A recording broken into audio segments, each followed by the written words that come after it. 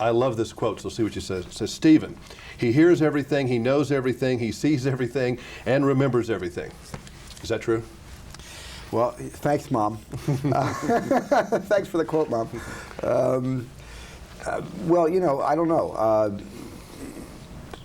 According to my kids, no, that's not true at all. It's not an accurate quote at all. According to my kids, I missed more this than came from your cinematographer, I think. Okay. Oh, Janusz Kaminski. Well, that's good. Because sort of together as a team, we're in the business of seeing things, and we have to.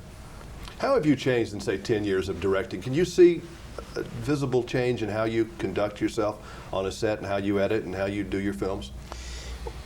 You know, I think that I've changed in terms of the subject matter that interests me more as an older person than when I was a much younger filmmaker.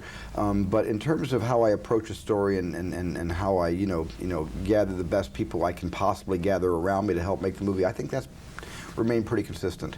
Pretty good at delegating? Yeah, I'm very good at delegating. You have to, because And a trust. movie is a collaboration. You cannot, you know, we're not Willem de Kooning painting, you know, American Impressionism on expressionism on a canvas. It really, everybody has a hold of that brush.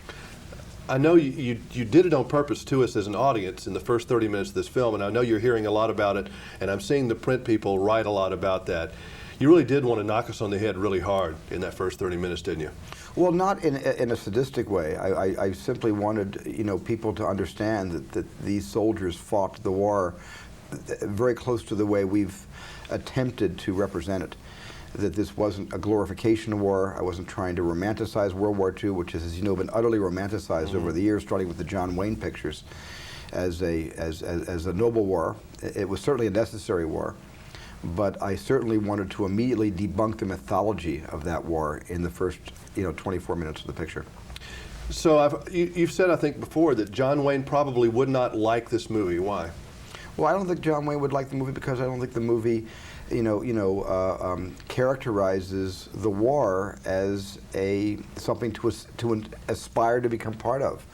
You know, it represents, you know, what happened as graphically as the people who have written about the war, like Stephen Ambrose and the you know, the veterans who fought in that war who reported directly to us.